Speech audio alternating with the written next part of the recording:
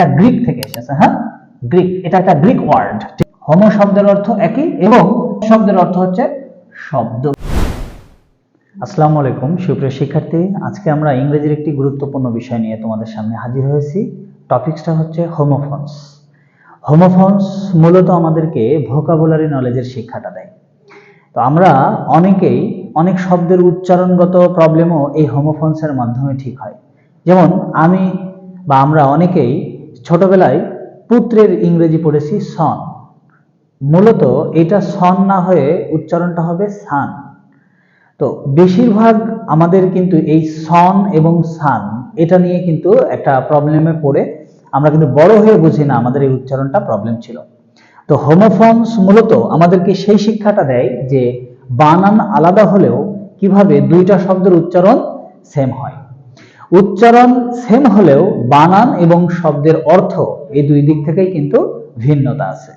তো আমরা এখানে গুরুত্বপূর্ণ 5টা শব্দ লিখেছি, 5 জোড়া শব্দ। এই 5 জোড়া শব্দের হোমোফোনস নিয়ে আজকে তোমাদের সামনে আলোচনা করব। তো প্রথম যে শব্দটা আছে সেটা হচ্ছে সান। সান মানে আমরা জানি সূর্য, অথচ এই যে সন, যেটা ছোটবেলা থেকে আমরা মূলত উচ্চারণ পড়ি কেউ কেউ যে সন, কিন্তু এটার উচ্চারণ হবে কি সান। সান মানে পুত্র এবং সান মানে সূর্য। সো উচ্চারণ যদি কেউ সান বলে তাহলে আমরা সেটা কি সূর্য ধরবো নাকি পুত্র ধরবো, এটা কিন্তু বাক্যের উপরে ডিপেন্ড করবে যে আমাদের কোন বাক্যটা দিয়েছে। যদি বলা হয় যে a farmer had 4 sons or 3 sons, তার মানে এখানে আমরা কোন সানটা ধরবো, সূর্য নাকি পুত্র, মূলত বাক্যের উপরে ডিপেন্ড করবে। তবে আরেকটা বিষয় হচ্ছে যে সূর্য এটা কিন্তু নরমালি প্লুরাল হয় না, কারণ সূর্য কিন্তু ইউনিক একটাই আছে, কিন্তু পুত্র এটা অনেকেই হয়, এই জন্য প্লুরাল পাইলে আমরা কিন্তু বুঝতে পারবো সানস বলার সাথে সাথে সেটা পুত্রদেরকে বোঝাচ্ছে। সো আমরা সান এবং সান দুইটার উচ্চারণ একই, বানান আলাদা, অর্থ আলাদা। তারপরে আমরা দেখব সি। সি শব্দের অর্থ দেখা, আবার সি শব্দের অর্থ সমুদ্র। দেখো বানান আলাদা, অর্থ আলাদা। এটা কিন্তু ইংরেজির একটা মজাদার কিন্তু বিষয় যে আমি সি বলার সাথে সাথে বোঝার উপায় নেই যে আমি সি মানে দেখা বলবো নাকি সি মানে সমুদ্র বলবো।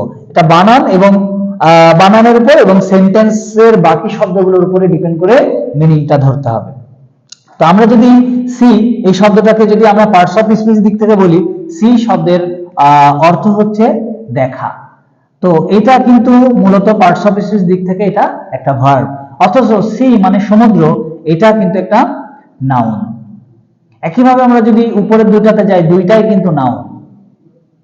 হ্যাঁ, সূর্য এটা একটা নাউন, সান পুত্র এটা একটা নাউন, দুইটা শব্দই নাউন, আর এখানে একটা ভার্ব এবং আরেকটা নাউন। তারপর দেয়ার, আবার দেয়ার, এই দুটো শব্দের ভ্যারিয়েশন করতে পারে তারা তো খুবই ভালো স্টুডেন্ট, কিন্তু যারা অনেক দুর্বলদেরকে আমি দেখেছি এই দুটো শব্দের ভ্যারিয়েশন তারা বুঝতে পারে না বা করতেও পারে না। তো আমরা দেখি বানানগত দিক থেকে THEIR আর আরেকটা হচ্ছে THERE। তো প্রথম যে দেয়ারটা আছে এটার অর্থ হবে তাদের, এবং এটাকে বলতে পারি আমরা পসেসিভ প্রোনাউন। যদি সংক্ষিপ্ত একটা শব্দ দিয়ে বলি তাহলে এটাকে আমরা প্রোনাউন বলবো, অথবা পসেসিভ প্রোনাউন আমরা দুইটাই বলতে পারি, ঠিক আছে, বা পসেসিভ কেস এটা আমরা বলতে পারি, ঠিক আছে, বা পসেসিভ অ্যাডজেক্টিভ এটা আমরা বলতে পারি। হ্যাঁ, এক কথায় এটা একটা প্রোনাউন থেকে আসে এবং এটাকে বলা হয় পসেসিভ, ঠিক আছে। আমরা এখানে কেউ পসেসিভ প্রোনাউন বলতে পারি, আবার পসেসিভ অ্যাডজেক্টিভও বলতে পারি, পসেসিভ অ্যাডজেক্টিভ, ঠিক আছে। দেয়ার মানে তাদের, যেমন আমরা বলি যে they wanted to improve their condition, এইখানে যে দেয়ারটা বসানো আছে এটার অর্থ হচ্ছে তাদের। এরপরে আছে দেয়ার, দেয়ার অর্থ হচ্ছে কি সেখানে, এটা কিন্তু একটা অ্যাডভার্ব। এটা কি? এটা হচ্ছে একটা অ্যাডভার্ব। তো দেয়ার দিয়ে আমরা অনেক বাক্য বানাই, অনেক বাক্য তৈরি করি। তো একটা মজার জিনিস আমরা অনেকেই জানি না, যদি কখনো দেয়ার দিয়ে বাক্য শুরু করা হয়, দেয়ার দিয়ে যখন আমরা বাক্য শুরু করি সেই বাক্যে দেয়ারের কোনো মিনিংই আসে না, কিন্তু দেয়ার যখন বাক্যের মাঝে বা ভিতরে আসে বা শেষে আসে তাহলে দেয়ারের মিনিং আসে সেখানে। কিন্তু দেয়ার দিয়ে যদি বাক্য শুরু হয় সেখানে দেয়ারের কোনো মিনিং এ আসে না। কেমন? যদি আমরা একটা বাক্য বলি there is a pond, there is a pond in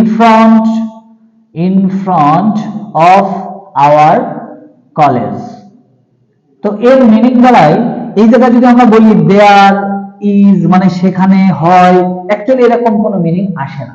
তো আমরা মনে রাখবো একটা জিনিস, যে দেয়ার দিয়ে যদি কোনো বাক্য হয় শুরু হয়, তাহলে দেয়ার এবং টু বি ভার্ব এইটা মিলে এটার অর্থ দাঁড়াবে আছে। আর যদি দেয়ারের পরে ইজ না হয়ে ওয়াজ বা ওয়্যার হয়, সেখানে মিনিং হবে ছিল। তাহলে এই বাক্যটার মিনিং এমন দাঁড়াবে যে আমাদের কলেজের সামনে, ইন ফ্রন্ট অফ মানে সামনে, একটি পুকুর আছে। সো দেয়ার দিয়ে কখনো যদি বাক্য শুরু হয়, দেয়ার এর মিনিংটা করা যাবে না, ঠিক আছে। এবং দেয়ার আমরা এরকম কোন বাক্যে শুরু করব, কোন বাক্যের ক্ষেত্রে দেয়ার আমরা শুরুতে রাখবো, এর জন্য আমরা একটা কথা মনে রাখতে পারি যে কোথাও কোনো কিছু আছে বা ছিল, কোথাও কোনো কিছু আছে বা ছিল বোঝাতে আমরা দেয়ার দিয়ে বাক্য শুরু করতে পারি। সো দেয়ার দুই রকম আছে ইংরেজিতে, একটা দেয়ার আছে যেটার অর্থ তাদের, আর একটা দেয়ার আছে যেটার অর্থ সেখানে অথবা কোথাও কিছু একটা আছে বা ছিল এটা বোঝায়। এদের পার্টস অফ স্পিচ দিক থেকে আমরা কিন্তু পার্থক্যটাও মনে রাখবো। দেয়ার এটার অর্থ, এটা হচ্ছে অ্যাডভার্ব, বাট দেয়ার এটা হচ্ছে একটা পসেসিভ কেস বা পসেসিভ অ্যাডজেক্টিভ। তারপর আরো দুটো শব্দ আছে, রোল। তো আমরা সবাই মোটামুটি জানি রোল, রোল শব্দের অর্থ হচ্ছে ভূমিকা। আবার এই রোল শব্দটা হচ্ছে ক্রমিক, কারোর ক্রমিক নাম্বার, কারোর কলেজের রোল নাম্বার, সিরিয়াল নাম্বার যেটা আমরা বলি। বানানটা কিন্তু ঠিকই আলাদা, যে রোল এবং রোল। তো আমরা যদি এটা দিয়ে যখন কোনো বাক্য দিব, বাক্য দেখার আগে আমরা এটা পার্টস অফ স্পিচ বলি। রোল এবং রোল দুটোর অর্থ দুটোই হচ্ছে সাধারণত আমরা নাউনে ব্যবহার করি সাধারণত, তবে এদের বাক্যের পজিশন অনুসারে চেঞ্জ হতে পারে। হ্যাঁ, আমরা যদি এরকম রোল দিয়ে, বিশেষ করে রোল যে বাক্যে থাকে, প্রথম যে রোলটা আছে, এই রোলটা যখন কোনো বাক্যে থাকে তো ভূমিকা বোঝায়। ভূমিকা মিন্স যে আমরা কোনো একটা বিষয় সমাধান করার জন্য গুরুত্বপূর্ণ ভূমিকা পালন করি। এই যে গুরুত্বপূর্ণ ভূমিকা পালন করা হয়, এই জন্য রোল শব্দের আগে আমরা সাধারণত ইম্পর্টেন্ট এই কথাটা কিন্তু আমরা যুক্ত করি। সো ইম্পর্টেন্ট রোল মানে কি, গুরুত্বপূর্ণ ভূমিকা, ঠিক আছে। এবং এই রোল যে বাক্যে থাকবে, আমরা যদি খেয়াল করে দেখি 99% বাক্যে ওই বাক্যে ভার্ব হিসেবে প্লে ভার্বটা থাকে। প্লে মানে আমরা কিন্তু জানি খেলা করা, কিন্তু প্লের এই জায়গায় এই রোল যে বাক্যে থাকবে সেই বাক্যে রোল প্লের মানে আসবে পালন করা।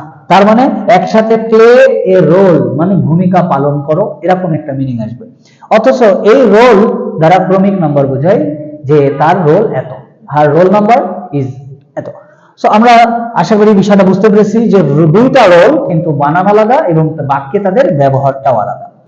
পরবর্তীতে বি, বি সাউন্ড দুটোই সেম, দুটোর সাউন্ডই সেম, বাট বি মানে হচ্ছে হওয়া, আবার বি মানে হচ্ছে মৌমাছি। তবে এইটা এইটা কোন মৌমাছি? সাধারণত এটা স্ত্রী মৌমাছি বোঝানো হয়, যে বি দ্বারা স্ত্রী মৌমাছি বোঝায়। পুরুষ মৌমাছিকে কিন্তু আমরা জানি ড্রোন বলা হয়। হ্যাঁ, ড্রোন।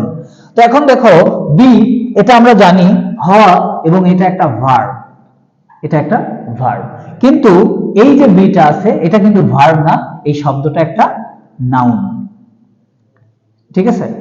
যেমন I want to be a doctor, এখানে বিটা ভার্ব অর্থে লেখা এবং হওয়া অর্থে লেখা, যে আমি ডাক্তার হতে চাই। অথচ যে bee, bee is an industrious insect, তার মানে মৌমাছি একটি পরিশ্রমী প্রাণী। তো এখানে সাউন্ড, এই যে পাঁচটা শব্দের সাউন্ড একই হলেও এদের অর্থ এবং বানান কিন্তু আলাদা। তো আমরা হোমোফোনসে যে বিষয়টা দেখতে পেলাম, যে হোমোফোনস কাকে বলে, যেখানে শব্দের উচ্চারণ একই থাকবে, বানান এবং অর্থ দুইটাই আলাদা। তো আমরা হোমোফোনসটা এই যে যদি শব্দটারে ভাঙি, তাহলে আমরা দেখতে পাবো হোমোফোনসের দুইটা পার্ট আছে, একটা হচ্ছে হোমো এবং আরেকটা হচ্ছে ফোনস। এই শব্দটা একটা গ্রিক শব্দ। এই শব্দটা কি শব্দ? এটা গ্রিক থেকে এসেছে। হ্যাঁ, গ্রিক, এটা একটা গ্রিক ওয়ার্ড, ঠিক আছে। যেখানে হোমো এটা শব্দের অর্থ হচ্ছে একই, হোমো শব্দের অর্থ একই, এবং ফোনস এটা গ্রিক ভাষায় একটু এরা একটু উপরে দাগ দিয়ে রাখে। হ্যাঁ, ফোনস, ফোনস শব্দের অর্থ হচ্ছে শব্দ। গ্রিক ভাষায় ফোনস শব্দের অর্থ হচ্ছে শব্দ। তার মানে হোমোফোনস এটা অর্থ দ্বারাই একই, শব্দ। তো আমরা আজকে গুরুত্বপূর্ণ 5টি হোমোফোনস তোমাদের সামনে শেয়ার করলাম। এরকম আরো হোমোফোনস নিয়ে তোমাদের সামনে আসবো। যদি তোমরা এই ভিডিও থেকে কিছু শিখতে পারো তাহলে অবশ্যই আমি কৃতজ্ঞতা মনে করব এবং আল্লাহর কাছে অশেষ কৃতজ্ঞতা জ্ঞাপন করি। সবাই ভালো থেকো। আল্লাহ হাফেজ। আসসালামু আলাইকুম।